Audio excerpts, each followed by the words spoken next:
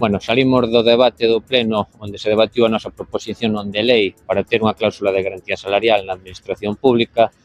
Foi un debate no que tanto o Partido Popular como o PSOE estuveron cuestionando quen recortou máis todos estes anos, cando a situación actual nun conflito bélico que vai facer que se dispare o IPC este ano non son capaces de avalar a nosa proposta. A nosa proposta era clave, cláusula de garantía salarial para o persoal empregado público. Con isto conseguiríamos que os nosos salarios se mantiveran e non perderan poder adquisitivo.